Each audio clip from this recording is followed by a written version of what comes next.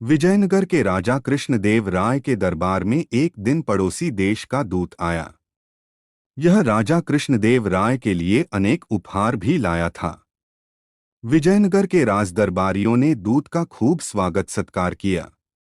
तीसरे दिन जब दूत अपने देश जाने लगा तो राजा कृष्णदेव राय ने भी अपने पड़ोसी देश के राजा के लिए कुछ बहुमूल्य उपहार दिए। राजा कृष्णदेव राय उस दूत को भी उपहार देना चाहते थे, इसलिए उन्होंने दूत से कहा, हम तुम्हें भी कुछ उपहार देना चाहते हैं। सोना चांदी हीरे रत्न जो भी तुम्हारी इच्छा हो मांग लो।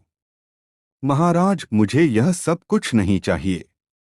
यदि देना चाहते हैं तो कुछ और दीजिए, दूत बोला। महाराज, मुझे ऐसा उपहार दीजिए जो सुख में दुख में सदा मेरे साथ रहे और जिसे मुझसे कोई छीन न पाए। यह सुनकर राजा कृष्णदेव राय चकरा गए। उन्होंने उत्सुक नजरों से दरबारियों की ओर देखा। सबके चेहरों पर परेशानी के भाव दिखाई दे रहे थे। किसी की भी समझ में नहीं आ रहा था कि ऐसा कौन सा उपहार हो सकता है। तभी राजा कृष्णदेव राय को तेनालीराम की याद आई। वह दरबार में ही मौजूद था। राजा ने तेनालीराम को संबोधित करते हुए पूछा, क्या तुम ला सकते हो ऐसा उपहार जैसा दूत ने मांगा है? अवश्य महाराज, दोपहर को जब यह महाशय यहाँ से प्रस्थान करेंगे वह उपहार इनके साथ ही होगा। नियत समय पर दूत अपने देश को जाने के लिए तैयार हुआ। सारे उपहार उसके रथ में रखवा दिए गए।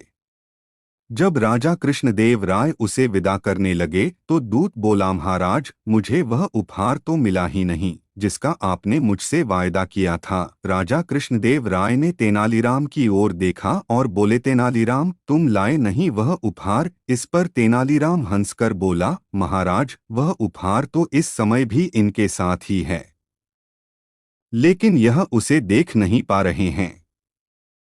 इनसे कहिए कि जरा पीछे पलटकर देखें। दूत ने पीछे मुड़कर देखा मगर उसे कुछ भी नजर न आया। वह बोला, कहाँ है वह उपहार? मुझे तो नहीं दिखाई दे रहा। तेनालीराम मुस्कुराए और बोले, जरा ध्यान से देखिए दूत महाशय, वह उपहार आपके पीछे ही है, आपका साया अर्थात आपकी परछाई। सुख में दुख में जीवन भर यह आपके साथ रहेगा और इसे कोई भी आपसे नहीं छीन सकेगा। यह बात सुनते ही राजा कृष्णदेव राय की हंसी छूट गई। दूत भी मुस्कुरा पड़ा और बोला, महाराज, मैंने तेनालीराम की बुद्धिमता की काफी तारीफ सुनी थी, आज प्रमाण भी मिल गया। तेनालीराम मुस्कुराकर रह गया।